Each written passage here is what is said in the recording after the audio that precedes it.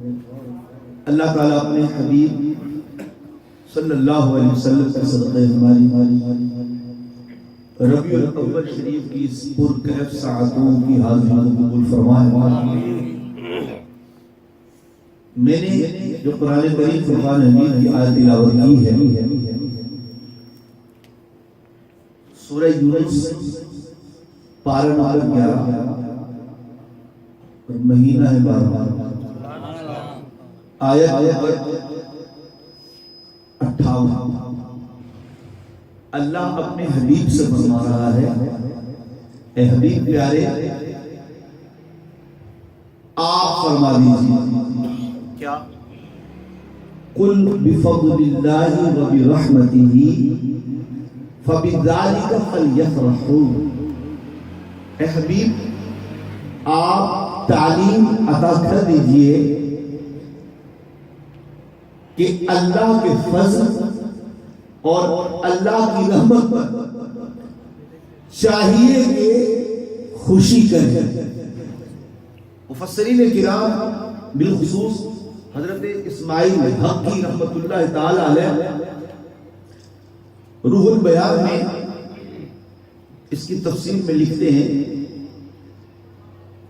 کہ اللہ رب العالمین کا جب فضل نازل ہو، اللہ کی طرف سے رحمت نازل ہو، قرآن کہتا ہے خدا کے فضل ملنے پر، رب کی طرف سے رحمت ملنے پر خوشی کرنی چاہیے۔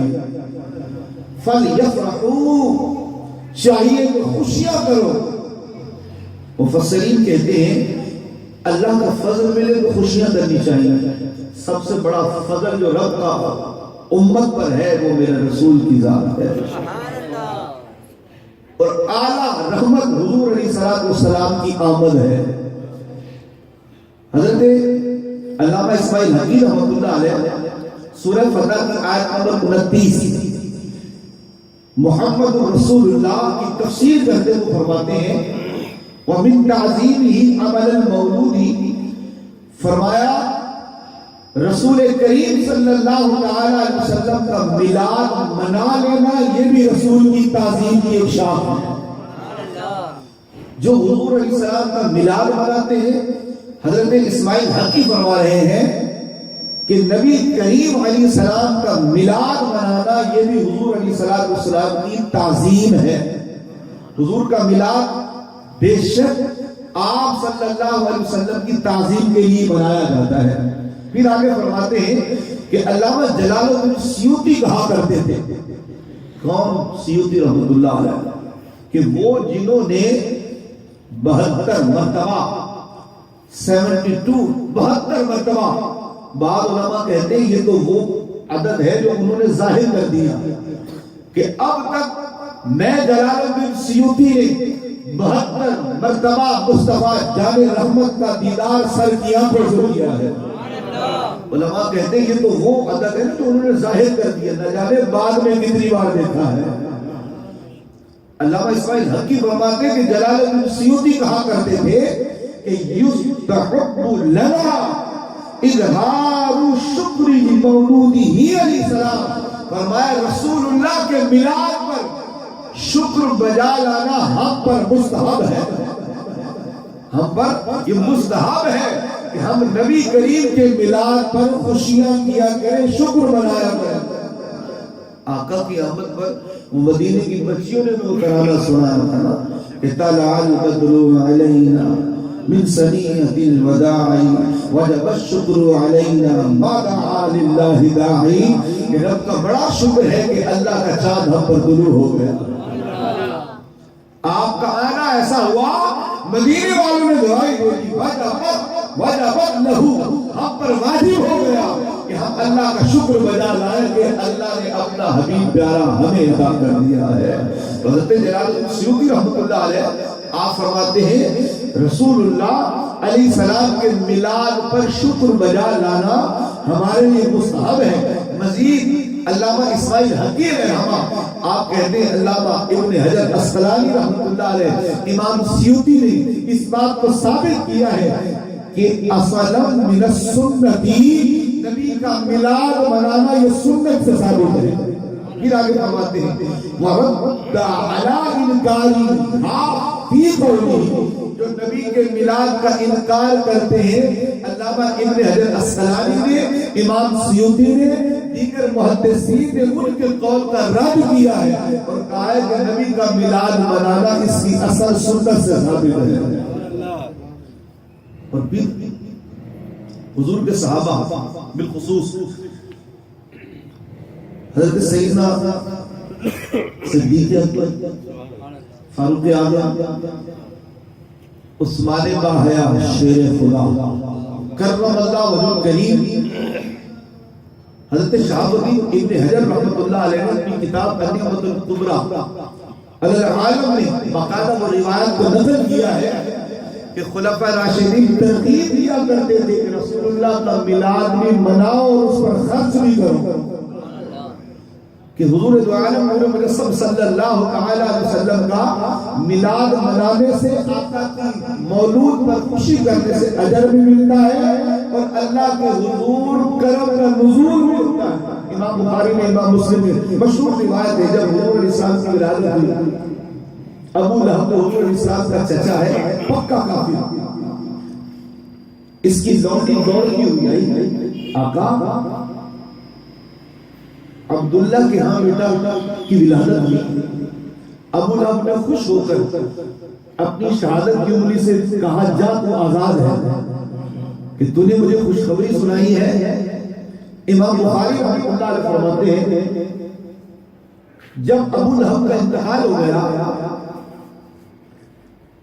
کچھ عرصے میں حضرت عباس رضی اللہ تعالیٰ عنہ نے خواب میں اسے دیکھا اور پوچھا ابو لہب کیسی گزری؟ کہا کہ تم سے جدا ہونے کے بعد مجھے خیر تو نہیں ملی، البتہ پیر کی رات شہادت کی انگلی سے پانی ملتا جس کے تسکین پاتا۔ اب اتنی بات حضرت عباس رضی اللہ تعالیٰ بیان کرنے کے بعد خود فرماتے ہیں، فرمایا وَذَلِكَ أَنَّ النَّبِيَّ صلی اللہ علیہ وسلم وُلِدَ يَوْمِ الْاثْنَيْنِ، یہ اسی لیے ہے کہ پیر کا دن تھا، میرے نبی کی ولادت ہوئی۔ ابو لہب نے پیر کے دن انگلی کے اشارے سے اپنی لونڈی کو آزاد کیا میرے نبی کے میلاد پر، اس نے بھتیجا سمجھ کر خوشی کی تھی، اللہ نے کافر کو بھی اس تسکین بخشی ہے۔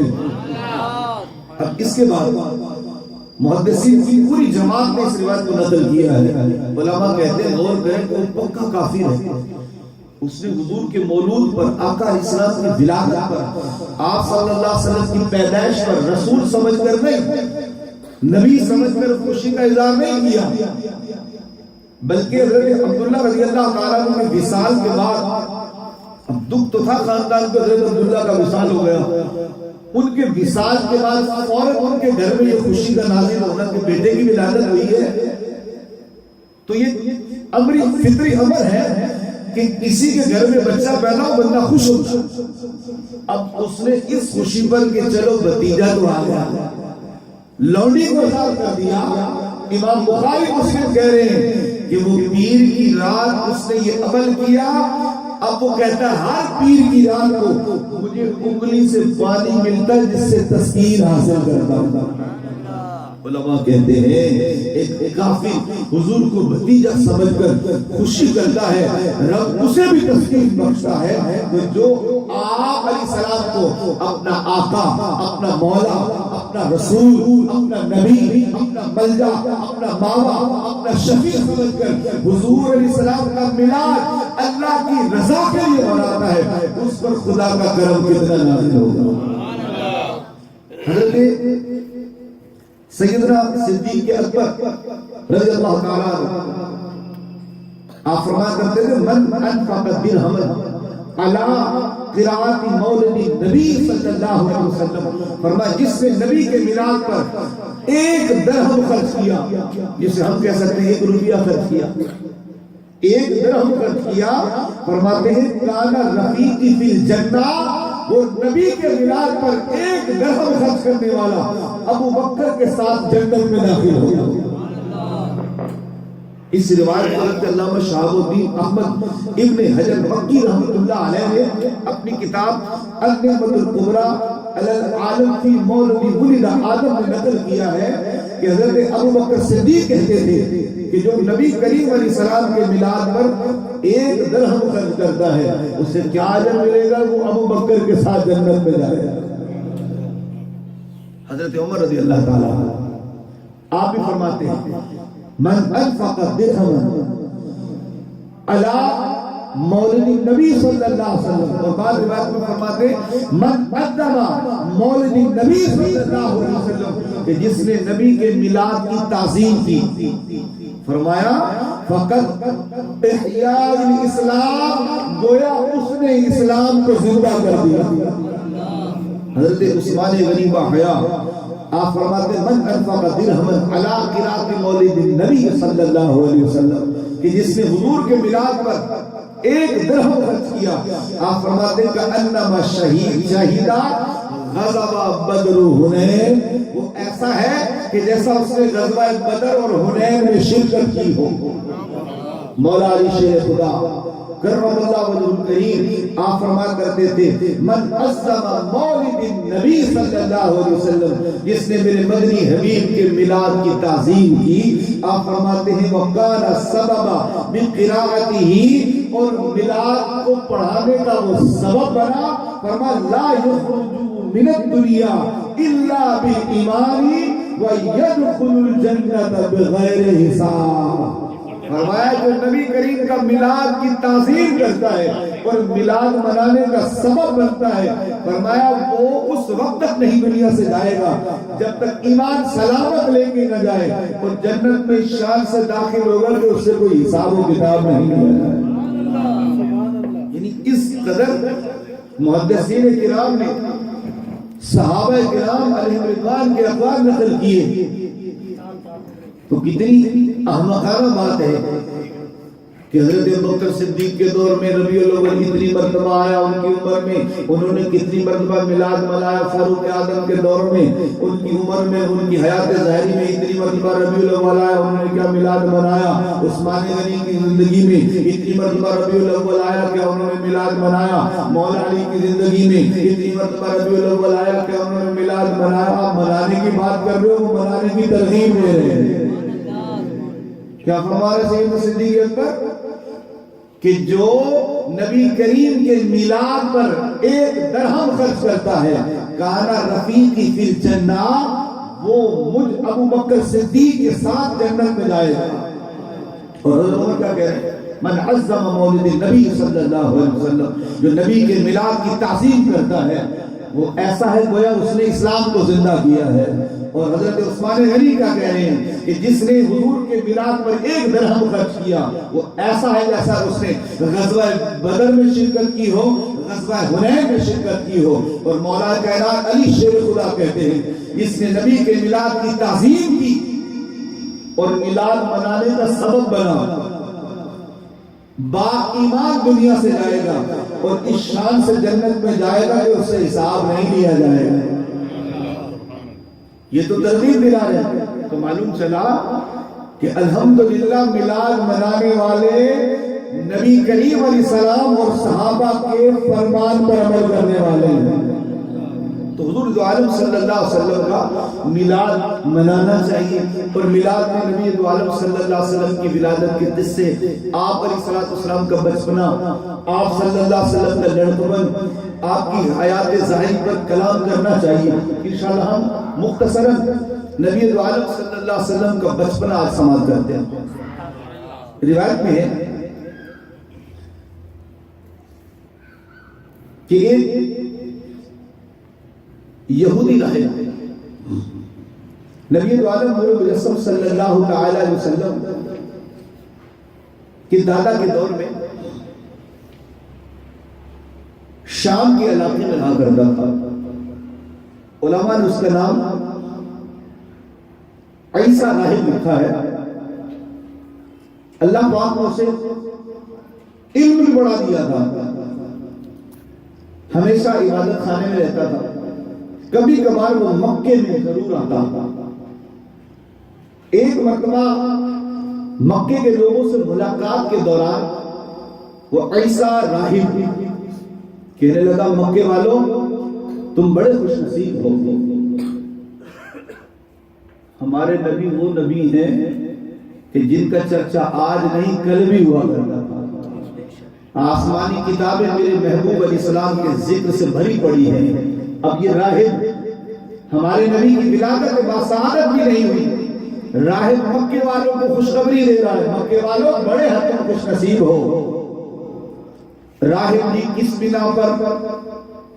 عیسیٰ راہب کہنے لگا اے مکے والوں، ان قریب مکے میں ایک بچہ پیدا ہوگا جو عجم و عرب کا بادشاہ بنے گا، مالک بنے گا، حاکم بنے گا۔ اور پھر وہ مکے میں جب آتا اور کہتا سنو، جو بھی اس محبوب کا زمانہ پائے اس کی غلامی کرے کامیاب ہو جائے گا، جو اس آنے والے کی غلامی و پیروی کرے بڑا خوش نصیب، اس آنے والے کی مخالفت کرے، بے تعظیمی کرے، بد نصیب۔ پھر وہ آ کر مکے کی گلیوں میں گھومتا، جب قریش کے خاندان میں بچہ پیدا ہوتا یہ جا کر اس بچے کو دیکھتا اور دیکھ کر کہتا نہیں یہ وہ نہیں ہے۔ ایک دن آپ کے دادا حضور حضرت عبد المطلب رضی اللہ تعالی عنہ اتفاق سے اس راہب کے عبادت خانے کے باہر جلوہ گر دے، دستک دی آپ نے، اس راہب نے دروازہ کھول کر آپ سے نام پوچھا، آپ نے فرمایا کہ میرا نام عبد المطلب ہے، میرا نام عبد المطلب ہے۔ تو اس نے کہا کن آباؤ فقد ولد ذلك المولود الذي كنت أحدثكم به عنه يوم اثنين۔ آپ کا نام عبد المطلب ہونا چاہیے کیونکہ وہ آنے والا آپ کی ہی اولاد ہے، اور جب وہ آئے گا وہ پیر کا دن ہوگا۔ راہب کہہ رہا، اب غور کریں، حضور علیہ السلام کی ولادت نہیں ہوئی تھی، راہب کو پتا ہے کہ کوئی آنے والا آئے گا جس کو آسمانوں پر احمد کہیں گے، زمین والے محمد کہیں گے۔ کہاں سے اس نے ڈھونڈا؟ آسمانی کتابوں میں تیرے میرے نبی کے چرچے موجود ہیں، تورات پڑھو نبی پاک کے چرچے موجود، انجیل پڑھو نبی پاک کے چرچے موجود، جتنی آسمانی کتابیں ہیں، جتنے آسمانی صحیفے ہیں، تمام کے اندر حضور علیہ السلام کے چرچے موجود ہیں۔ اب اس نے جو ذکر کیا، راہب نے اپنے کلام کو جاری رکھا اور کہا کہ ہاں جب وہ آئیں گے نا وہ پیر کا دن ہوگا، جب وہ شہر بسائیں گے پیر کا دن ہوگا، دنیا سے پردہ کریں گے تب بھی پیر کا دن ہوگا۔ اور فرمایا آج پیر کا دن ہے، عیسیٰ راہب کہتا وہ ستارہ طلوع ہو گیا ہے۔ حضرت عبد المطلب کہنے لگے کس کی بات کر رہے ہیں؟ کہا عبد المطلب تیرے ہاں جو بیٹے کی ولادت ہوئی کیا تم نے اس کا نام محمد نہیں رکھا؟ حضرت عبد المطلب کہنے لگے ہاں ہم نے اپنے بیٹے کا نام محمد رکھا ہے۔ فرمایا عبد المطلب مبارک ہو، یہ وہی محمد عربی ہے جو اللہ کے آخری پیغمبر ہے۔ ابھی حضور علیہ السلام کو اس نے دیکھا ہی نہیں، جو آسمانی کتابیں پڑھی ہوئی تھی ان کو پڑھ رکھا تھا، ان سے علم اتنا ملا تھا کہ نشانیاں کیا ہوں گی۔ یقیناً کوئی نہ کوئی حالات ایسے تھے، آسمانوں سے، ہواؤں سے، فضاؤں سے، بہاروں سے کچھ نہ کچھ نقاش موجود تھے، کچھ نہ کچھ نقش موجود تھے، جس سے آسمانی کتابوں کے عالم جان گئے کہ اس حبیب کی ولادت ہو چکی ہے۔ تب اس نے حضرت عبد المطلب سے اس بات کا خواہش کا اظہار کیا کہ مجھے ان کی زیارت کرائی جائے۔ اللہ جب حضور علیہ السلام کی زیارت کروائی گئی اس نے حضور اسلام کے قدموں کو بوسا دیا. میرے نبی علیہ الصلوۃ والسلام کو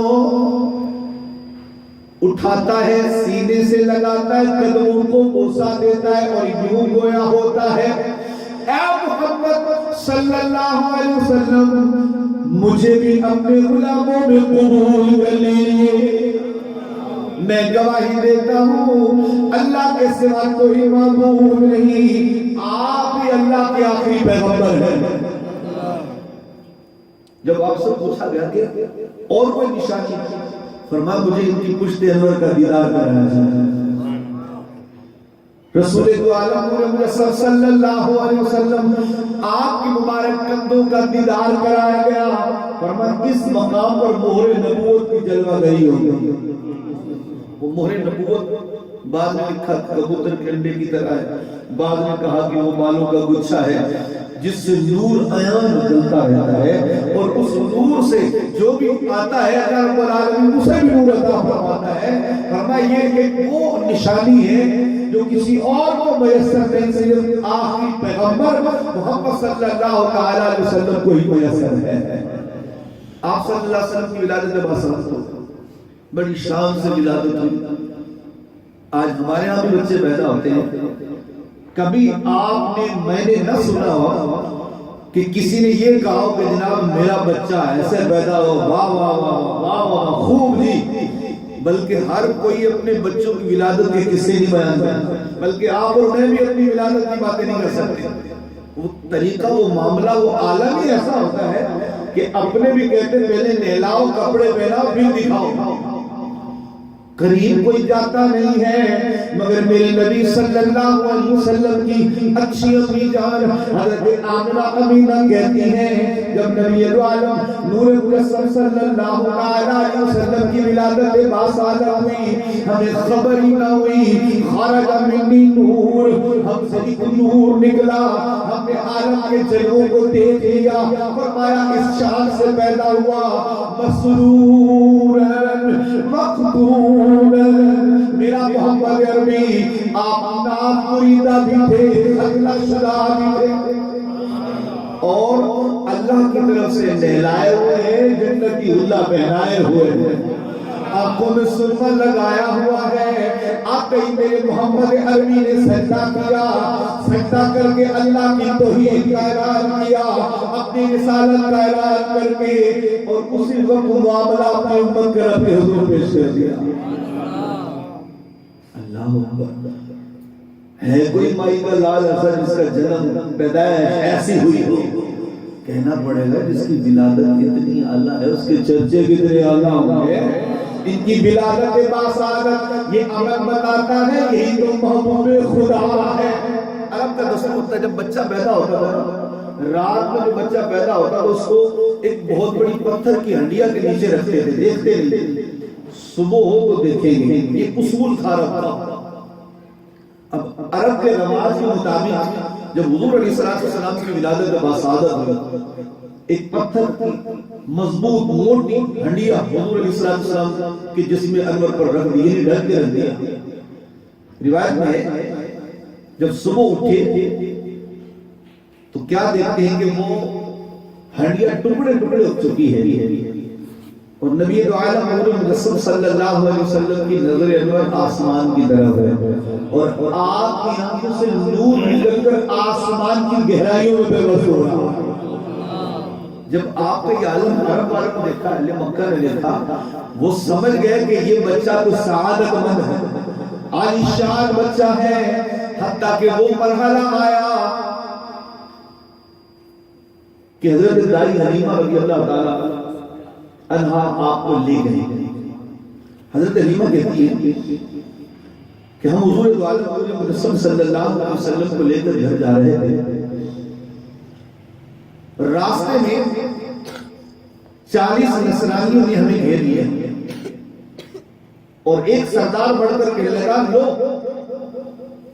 جس بچے کو تم تلاش کرتے تھے وہ تو یہ رہا, اسے لوگ قتل کر دو. حضرت حلیمہ کہتی ہے کہ میری چیخ نکل گئی اور میرے لبوں پر آیا, واہ محمد اے محمد صلی اللہ علیہ وسلم، یعنی قتل کی بات ہوئی، نصرانی یہودی جب سے حضور علیہ السلام کی ولادت ہوئی سب سے زیادہ درد جو پیٹ میں تھا وہ ابلیس کو تھا، بہت واویلا کیا تھا، اور یہودی چیختے تھے کہ نبوت گئی ہمارے گھر سے۔ یہودیوں کے دل میں حسد کس بنا پر ہے کہ پہلے بنو اسحاق میں نبوت آ رہی، اچانک اللہ رب العالمین کی مشیت کے جو نظارے تھے وہ دن تھے، پھر نبوت بنو اسماعیل میں آ گئی۔ حسد کی یہی دشمنی کی وجہ بنی کہ ہمارے پاس سرداری تھی، نبوت تھی، اکرام تھا، تعظیم تھی، سب کچھ تھا، وہ سارے کا سارا بنو اسماعیل لے گئے۔ اب نبوت بھی ادھر، سرداری بھی ادھر، حکم بھی ادھر، تمام تر معاملات ادھر، تب انہوں نے حضور کی مخالفت کی، جبکہ حضور کے آنے سے پہلے یہودی حضور کے بڑے چرچے کرتے تھے۔ قرآن پڑھ کر دیکھیں، اللہ فرماتا ہے کہ یہودی میرے نبی علیہ السلام کو اتنا پہچانتے تھے جتنا اپنی اولاد کو پہچانتے ہیں، بلکہ یہودی جنگ پر جاتے تھے، تیرے میرے نبی کی ولادت نہیں ہوئی، نبی پاک کا نام کاغذ پر لکھ کر یہ اپنے ساتھ رکھ لیتے تھے کہ اللہ اس نبی کے نام کا صدقہ فتح عطا کرنا۔ تو یہودیوں کو فتح حاصل ہوتی تھی، بچے بیمار ہو جاتے تھے، نبی پاک کا نام تعویذ بنا کر گلے میں ڈالتے تھے، بچے ٹھیک ہو جاتے تھے۔ کیوں دشمن بنے؟ کہ وہ نبوت بنو اسحاق سے بنو اسماعیل میں چلی آئی۔ اب یہ دشمن بنے پھرتے، حضرت حلیمہ کہتی ہے ہمارے منہ سے نکلا واہ محمد، آپ فرماتی جب میں نے کہا ففتحا عینیہ، میرے محمد عربی نے اپنی آنکھوں کو کھولا، آنکھوں کو کھولا، نور ہی نور نکلا، اور وہ نور آسمانوں کی طرف گیا، یکبارگی ورمق السماء بطرفی، جب حضور نے آسمان سے نگاہوں کو لوٹایا، آگ نے آ کر ان 40 نصرانیوں کو جلا دیا۔ حضرت حلیمہ کہتی میں بڑی گھبرائی، سرکاری والے صلی اللہ علیہ وسلم کو اپنے گھر لے گئی اور آپ کی کرامات کو دیکھا جو اکثر آپ بیان سنتے رہتے ہیں۔ 4 سال تک حضرت حلیمہ نے سرکار دو عالم صلی اللہ علیہ وسلم سے برکتیں لی۔ عاشق تو کہتے ہیں حضرت حلیمہ نے تھوڑی پالا، 4 سال میرے نبی نے حلیمہ کو پالا۔ تاریخ گواہ ہے، حضور کے آنے سے پہلے روایت میں لکھا ہے کہ جس نے سب سے پہلے حضور علیہ السلام کو دودھ پلایا تھا، ادھر جیسے ہی حضور علیہ السلام کو دودھ پلایا ادھر اس کے گھر میں جو بھی سامان تھا اس میں برکت ہی برکت ہو گئی، جانور تھے ان میں برکت ہو گئی، یعنی دودھ پلاتے ہی برکت نازل ہو گئی۔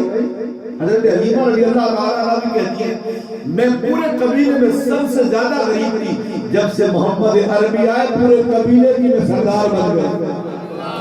بکریاں اتنی ہو گئی، جبکہ ایک بکری تھی جو بار بار آپ کو سنا وہ شیر لے گیا تھا، وہ ایک ہی بکری، مگر حضور کے آنے سے گھر میں بکریاں اور ایک بکری اتنا دودھ دیتی تھی کہ گھر کے سارے برتن ہو جاتے۔ اور پھر قبیلے والے کہتے تھے بکریاں اس چرالہ میں چرایا کرو جہاں حلیمہ کی بکریاں چلتی ہیں۔ لوگ اگر بتاتے، گھر والے ان کو ڈانٹتے کہ تم بکریوں کو صحیح چڑھاتے نہیں ہو، دیکھو حلیمہ کی بکریاں دودھ کیسا دیتی ہیں، جس چارے کو وہ کھاتی ہیں، جس سبزہ کو وہ کھاتی ہیں وہ کھلایا کرو۔ بچے کہتے تھے اماں ابو حلیمہ کی بکریاں کچھ نہیں کھاتی، چارہ بھی نہیں کھاتی، سبزے کے قریب نہیں جاتی، ہماری بکریاں چارہ بھی کھاتی ہیں، یہ سبزہ بھی کھاتی ہیں، مگر حلیمہ کی بکریاں دودھ کیوں دیتی ہیں؟ وہ سارا دن محمد عربی کا دیدار کرتی ہیں۔ ہم آپ سے کہتے ہیں کہ تم بھی محمد عربی صلی اللہ علیہ وسلم کے دیدار کے لیے بھیجتے ہیں۔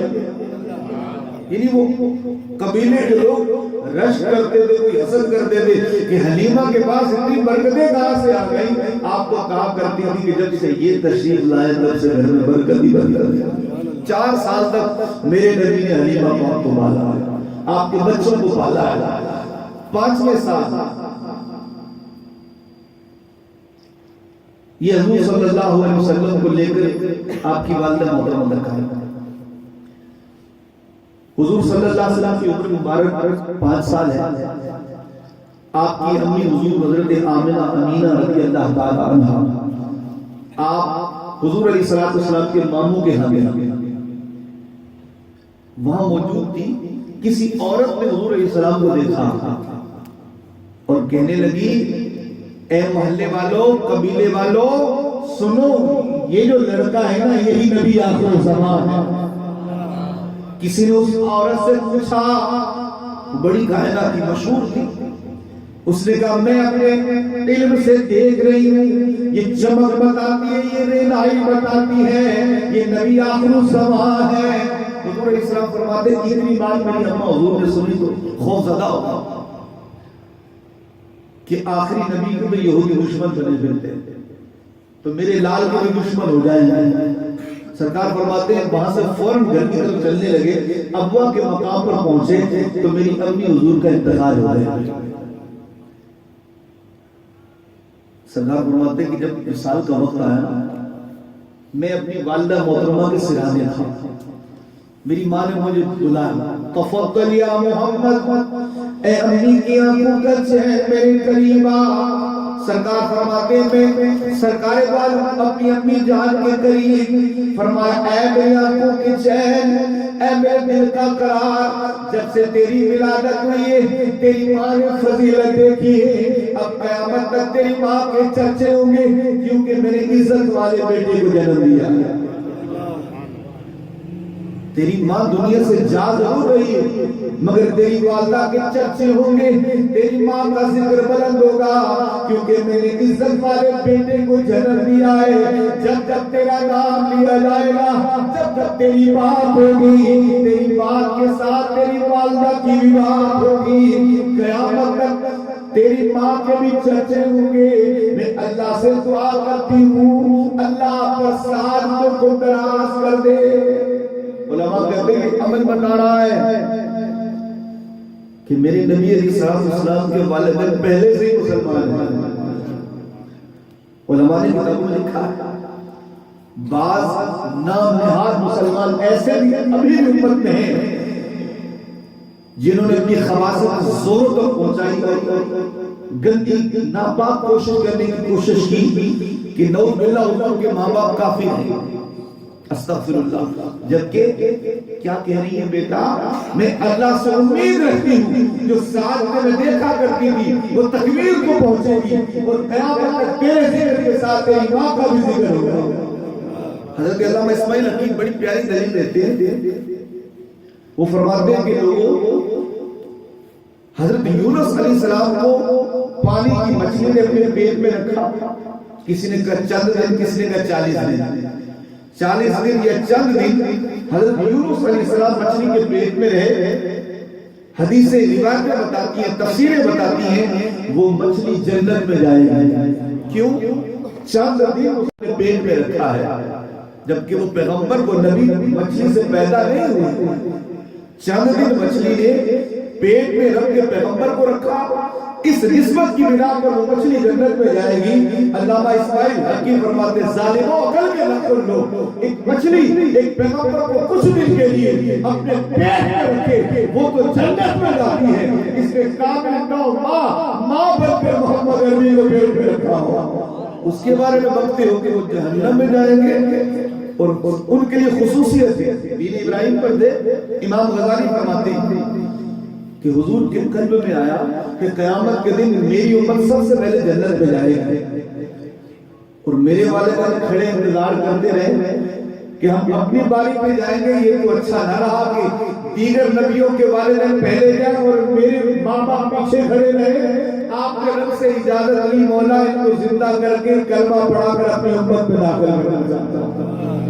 امام غزالی فرماتے ہیں اپنے محبوب کو اجازت دی. حضور علیہ السلام اپنے والدین کی قبروں پر جلوہ گر ہوئے ان کو زندہ کیا اور انہیں کلمہ پڑھا کر اپنی امت میں بھی داخل کر لیا. پہلے بھی مسلمان تھے اب حضور علیہ السلام نے کلمہ پڑھا کر اپنی امت میں داخل کر لیا. 6 سال کی عمر تھی حضور علیہ السلام کی. امی جان کا انتقال. پھر عبد المطلب نے اپنی کفالت میں رکھا. 7 سال کی عمر تک حضرت عبد المطلب نے آپ کی خدمت کی. جب سرکار دو عالم حضرت رسول صلی اللہ علیہ وسلم کی عمر مبارک 8 سال ہوئی, حضرت عبد المطلب آپ کا 20 سال ہو گئے, عمر مبارک کا 8واں سال ہے. کفالت جناب ابو طالب, ان کا نام تھا عبد مناف, ویسے ان کو ابو طالب کہتے ہیں. جناب ابو طالب مولا علی کے والد گرامی, سرکار سے بہت پیار کرتے ہیں. حضرت زبیر اور جناب ابو طالب ان کے درمیان قرعہ ڈالا گیا کہ سرکار کی پرورش کون کرے. حضور نے بھی اس بات کو پسند کیا کہ جناب ابو طالب کریں, اور جب پرچی ڈالی تو پرچی میں بھی نام جناب ابو طالب کا ہی ہے. روایتوں میں لکھا ہے کہ اچھے سے اچھے کھانے بنوا کر چن کر سرکار کے لیے جناب ابو طالب رکھتے تھے, بڑا پیار کرتے تھے, اور حضور علیہ السلام کو اپنے بغلوں میں لے کر سو جایا کرتے تھے. سبحان اللہ, اتنا پیار نبی دو عالم حضور رسول صلی اللہ علیہ وسلم سے. روایت میں آتا ہے ایک مرتبہ جناب ابو طالب کی خدمت میں مکے کے لوگ آئے کہ آپ دیکھ رہے ہیں کہ مکے میں بڑی گھر سالی ہے, بارشیں برسنا کم ہو گئی ہیں, اور کبھی کبھی تو اتنی لمبے وقت تک برستی نہیں ہے, گھر سالی پڑ جاتی ہے. آپ ہمیں بتائیں ہمیں کیا کرنا چاہیے.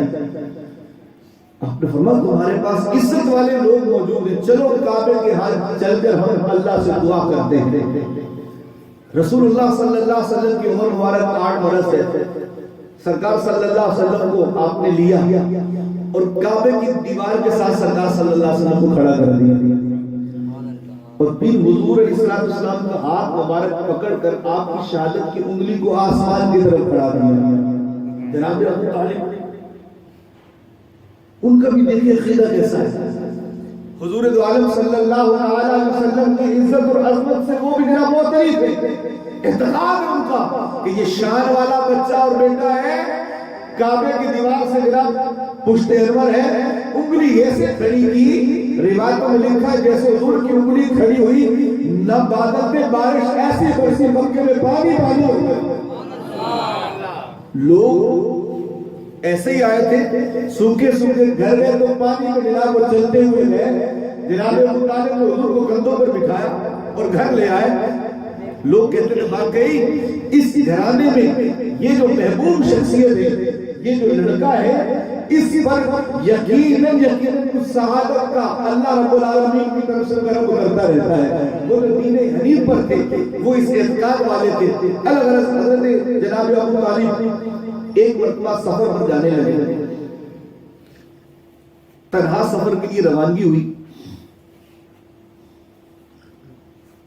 ادھر نبی صلی اللہ علیہ وسلم نے آپ کی سواری کی لگام کو تھاما اور کہا یہاں علامت تکلی لا ولا, میرا بابا بھی نہیں ہے, میری ماں بھی نہیں ہے, مجھے اکیلے چھوڑ کر کہاں جا رہا ہے.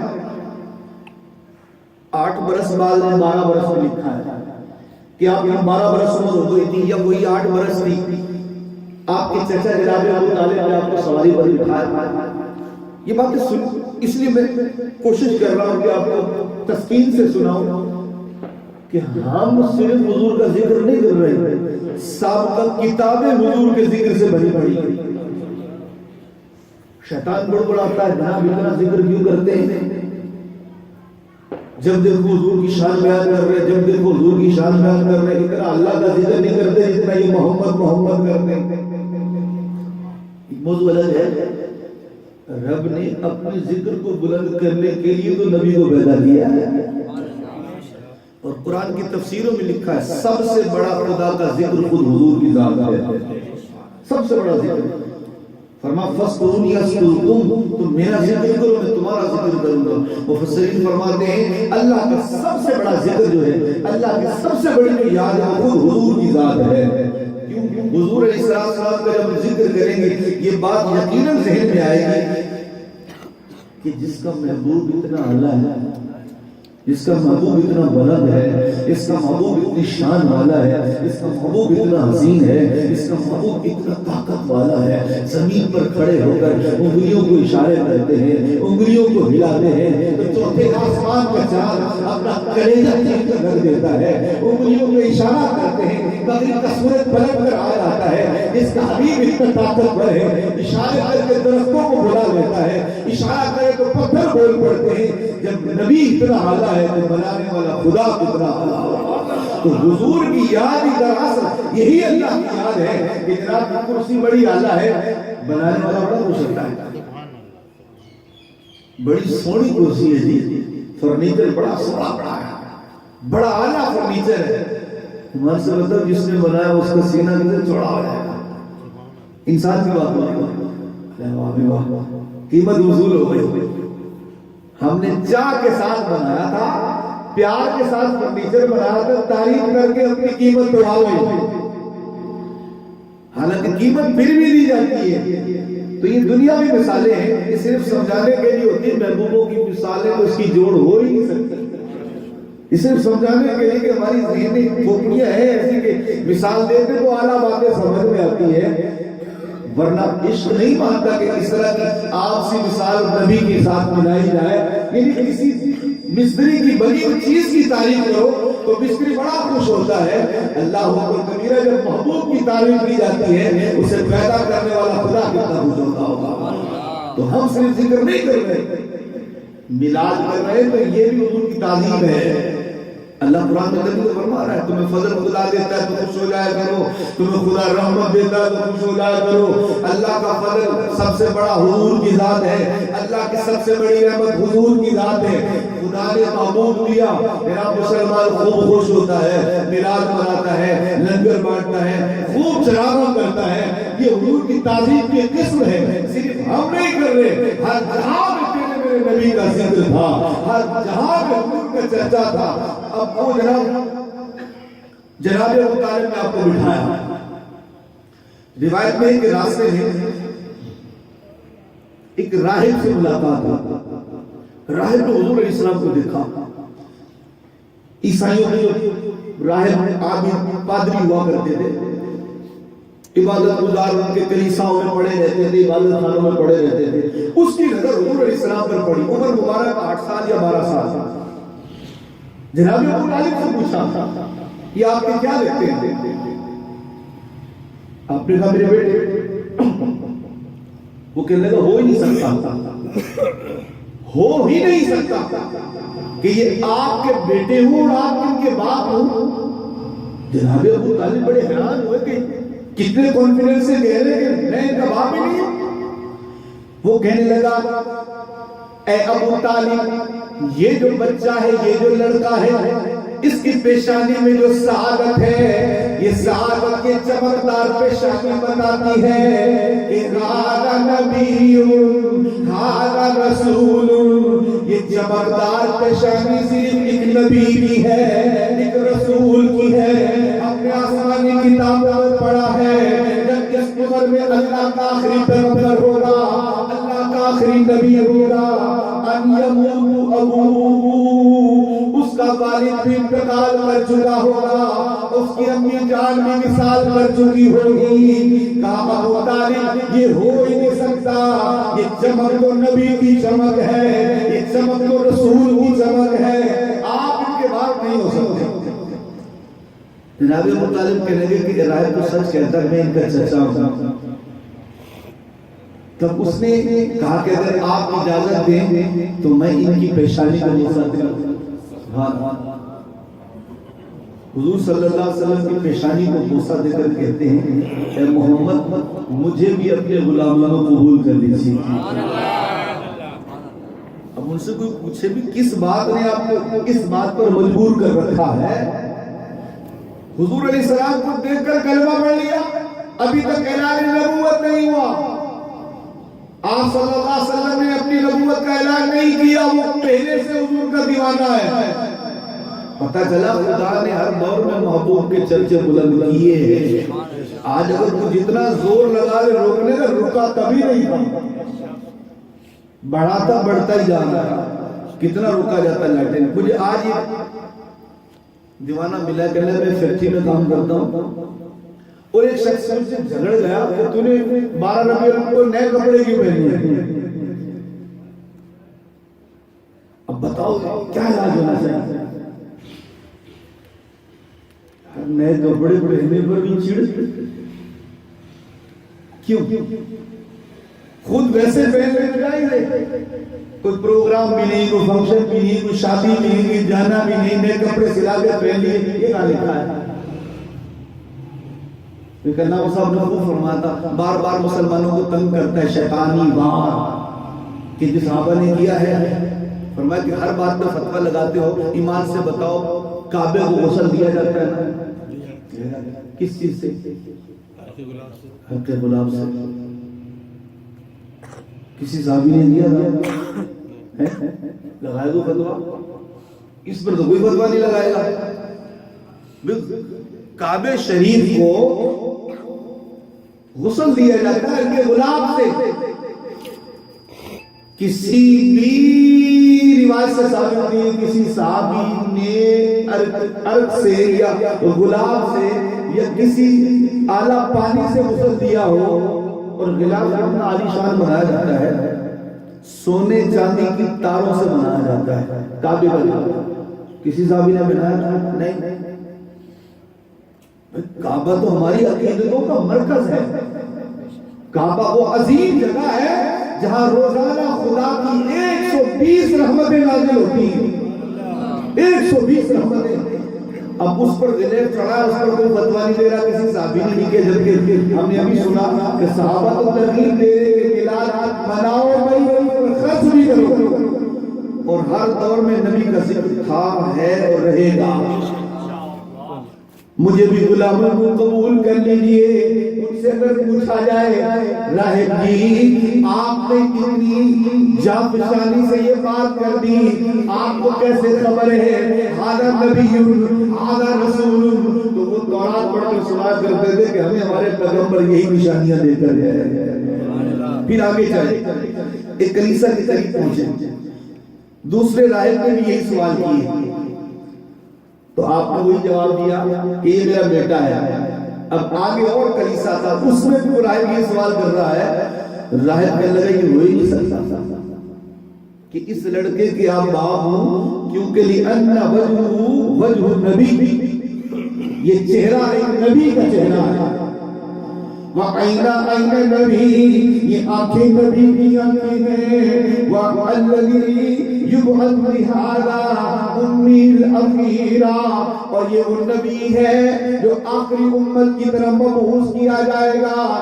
جب اس عالم میں آئے گا تو ان کے ماں باپ انتقال کر چکے ہوں گے، وہ بھی حضور پر فدا ہو گیا.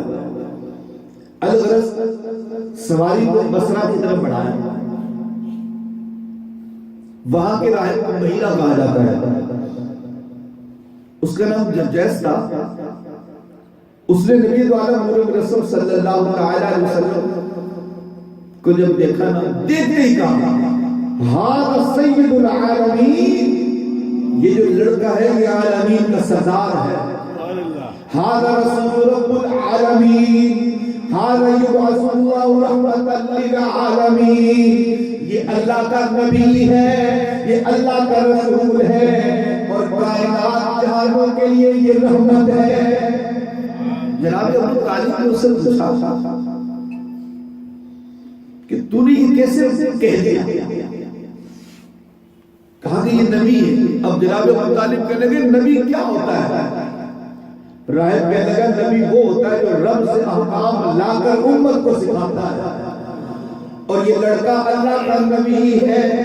جناب ابو طالب کہنے لگے راہب تجھے کیسے خبر ہوئی یہ اللہ کا نبی ہے؟ کہا ابو طالب جب تو سواری کر لے کر میری جانب بڑھ رہا تھا، واللہ میں نے دیکھا ان کو سجدہ کرتے تھے، پیڑ ان کو سجدہ کرتے تھے. اب وہ کہنے لگا وَلَا يَسْجُدُوا إِلَّا لِنَبِيٍّ، درخت غیر نبی کو کبھی سجدہ کرتے ہی، درخت جب بھی جھکے نبی کے سامنے جھکے. پیڑ جب بھی جھکے ہیں نبی کے سامنے جھکے ہیں. پیڑوں کا جھکنا درختوں کا جھکنا بتاتا ہے یہ لڑکا اللہ کا نبی ہے. سبحان اللہ. اللہ پاک نے ہر دور میں محبوب علیہ السلام کے یوں ہی جناب ڈنکے بجائے اور آج سنیوں کی ڈیوٹی لگی ہوئی ہے. سرکار دو عالم نور مجسم صلی اللہ تعالی علیہ وسلم کا ذکر خیر کیا جا رہا ہے. ابو صاحب نے کہا کہ اے ابو طالب میری گزارش ہے کہ آپ روم نہ جائیں. مجھے ڈر ہے کہ روم والے ان کے دشمن ہیں کہیں ان کو قتل نہ کر دیں. تو جناب ابو طالب کو لے کر واپس مکے میں آئے. علماء کہتے ہیں غور کرو حضور کا حلیہ, حضور کی گفتار, حضور کا بچپنا, حضور کا لڑکپن, حضور کی پوری عمر مبارک قرآن و حدیث میں تو موجود ہے, آسمانی کتابوں میں یہ چرچے موجود ہیں. اور نبی پاک کا بچپنا بیان کرنا, آپ صلی اللہ علیہ وسلم کا لڑکپن بیان کرنا, آپ صلی اللہ علیہ وسلم کی اوصاف کو بیان کرنا, آپ صلی اللہ علیہ وسلم کے خصال کو بیان کرنا, آپ کی عادتوں کو بیان کرنا, یہ میلاد ہی تو ہے. وہ سارے کا سارا آسمانی کتابوں میں تھا. اب وہ راہب سے کوئی پوچھے کہ آپ کو کیسے خبر ہو گئی, وہ پڑھ کر سناتے تھے کہ آسمانی کتابوں کے اندر موجود ہے. کئی صحابہ ایسے جو تورات کے عالم تھے, جب انہوں نے یک بار پہلی بار حضور علیہ السلام کو دیکھا تو آپ نے وہ نشانیاں پا کر فوراً مسلمان ہو گئے. بعد میں صحابہ کہا کرتے تھے یا رسول اللہ صلی اللہ علیہ وسلم ہم نے آسمانی کتابوں میں آخر نبی کی جو نشانیاں پڑھی تھی جب آپ کو دیکھا آپ نے پائے تو آپ کے غلام ہو گئے.